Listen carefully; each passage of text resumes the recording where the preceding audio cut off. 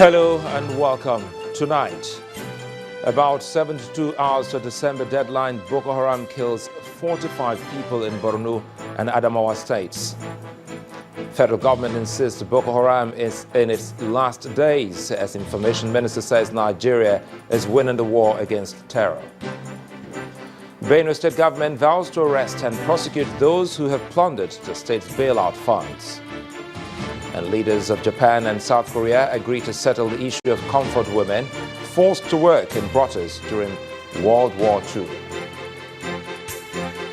On business news tonight, private sector players forecast economic rebound in 2016 on appropriate fiscal policies. And on sports news tonight, Spain's top sports court dismisses Real Madrid's appeal against their exclusion from the Copa del Rey.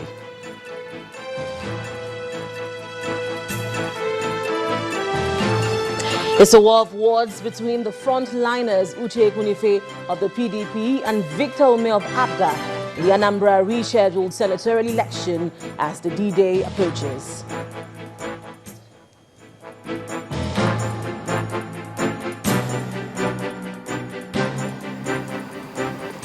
I'm Sulaiman Alede. Now, it's a few days to the end of the year, which means Nigerians will be keenly monitoring the deadline of December given to the Nigerian military to defeat the Boko Haram sect. The federal government believes that that deadline has been met. As the Minister of Information and Culture, Alhaji Lai Mohammed, says, the sect has been largely defeated and are incapable of carrying out any major attack. The minister, at a press conference in Lagos today, says the recent pockets of violence carried out by the sect is just a show that the terrorist group is living in its last days. It's a few days to the deadline given to the military to defeat Boko Haram. The armed forces had put up a strong fight towards liberating most of the territories conquered by the insurgents. However, Maiduguri recently came under heavy attack. More than 32 people were also killed at Madagali Motor Park in Adamawa. The casualty figure is still rising after the multiple suicide bombings which sent shockwaves across the city of Maiduguri. The army explains how the incident occurred. Some of them were able to detonate their IEDs in certain places before getting inside Maiduguri, which took some casualties. But some of them were also gunned down by the troops who were alert to their responsibilities. Luckily, we arrested one alive. It is most unfortunate. As a result of that, we had some casualties. Up to 26 people were killed, and we have about 86 people that were injured. It's a season of celebration, with many visiting the city of Maiduguri to celebrate the Yuletide with other Christians in the city. To forestall another attack, the military advises everyone to be more vigilant and cooperate with the army by providing relevant information that will help track down the terrorists. From the time President Muhammadu Buhari gave the deadline for the defeat of Boko Haram and the movement of the military command center to Maiduguri, the Nigerian military has not stopped its bombardment of areas to be stronghold of Boko Haram.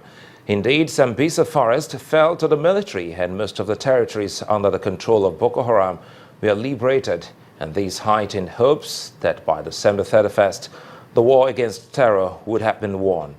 But with fresh cases of attacks by Boko Haram militants in Adamawa and Borno states, there's yet another challenge for the military to bring the terrorists to their knees. Joining me now on the News at 10 to look at the situation as a counter-terrorism expert, Group Captain Felix Iheanacho.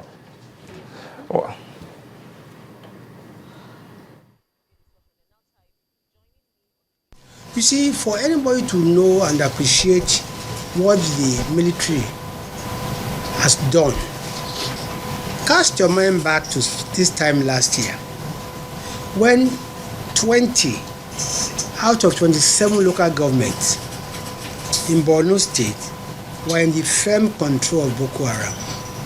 When 8 local governments in Yobe. Sorry, I think 6 local governments in Yobe and 4 in Adamawa were in their control. To today, where you probably have just 1 or 2 local governments where they are still trying to operate from. That will give you an idea as to what the military has achieved in the last couple of months. So when we say that the Boko Haram has been largely defeated, we are actually vindicated by the fact that even what happened since Christmas, it is the kind of thing you expect from any insurgency, because they know they're on their way out. The army, they have been able to decimate them, they have been decapitated, they lack the capacity to launch the kind of horrendous attack they used to launch before. Boko Haram insurgency, like any insurgency, is not a conventional war. It will not, we are not saying that by 31st December there will be no more attacks, or there will be no more bombs, or there will be no more suicide. No, we're not saying that. That is the nature of insurgency. Really, it's for us in Nigeria today, as civilians, to also own the war and supply the missing link. What you need to do now is, the biggest problem we have now about Boko Haram, it's not dislodging them. We've actually succeeded in that. Is how do we rehabilitate? How do we resettle?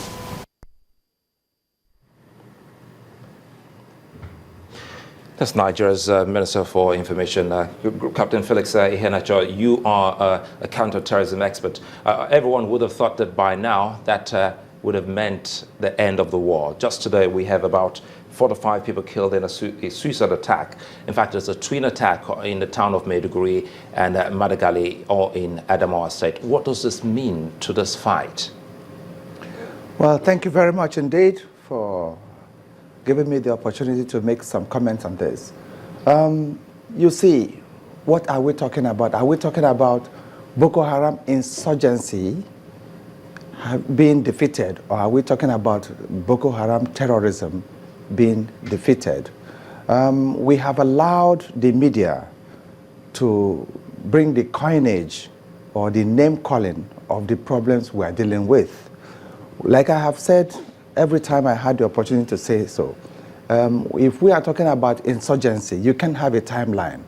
A lot of wind has been taken off the Boko Haram insurgency as an insurgency group. But when you talk about terrorism, terrorism is a continuous, we have to continue to deal with the problem.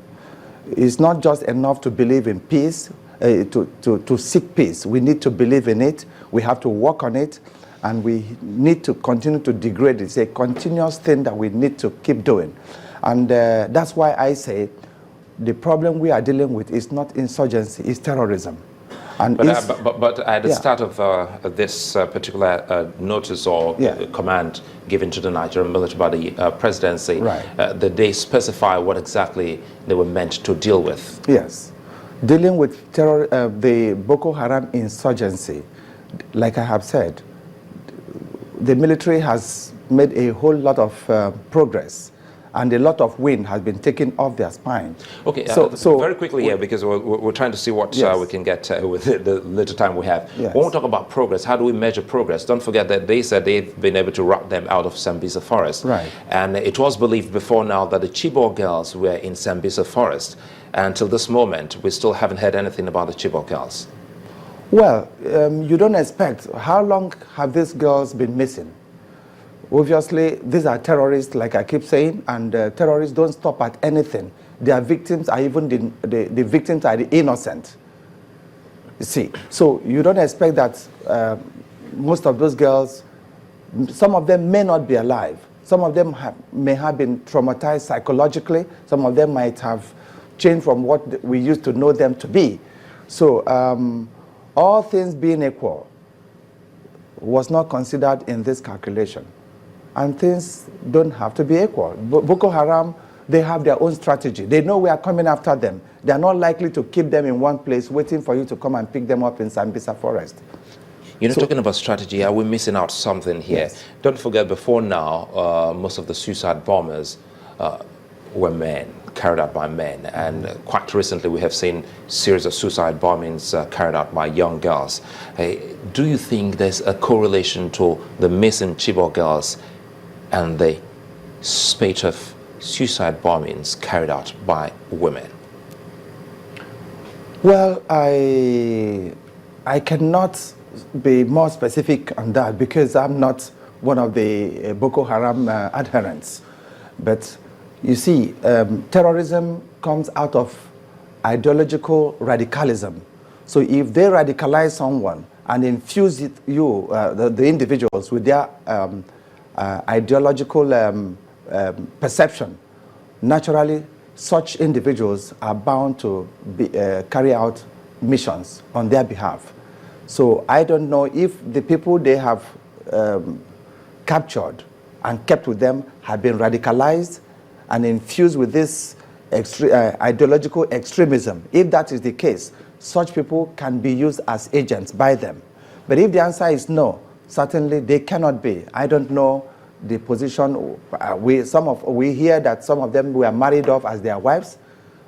So if I really cannot say specifically on that. I can't speak on that. You know, going forward, 2016, beyond the December 31st deadline 2015, what are we likely to see? Well, as we have seen, the military has made a lot of inroads, and the Boko Haram, their strength cannot be what it used to be any longer. We are beginning to contain them, to shrink their capacity to operate. Yes, we are not likely to, we need to be patient about it. It does not mean that you will stop hearing about bombings. Of course, Boko Haram, as a terrorist organization, will continue to trigger, set off bombs in public places. 2016 may not spell the end of such occurrences, but I can assure you, and I believe strongly, that the occurrence of such events are largely going to be diminished in 2016, going by the way we are handling affairs right now and the progress the military is making in routing them from the territories where they consider to be their stronghold. Many thanks for finding time to join us on the News at 10. Group Captain Felix Iheanacho is a counter-terrorism expert speaking to us on the deadline given to the military and the relative success they've been able to make so far. In part two, after the break, two senatorial candidates in Anambra in verbal war over who wins the runoff elections. Do stay with us.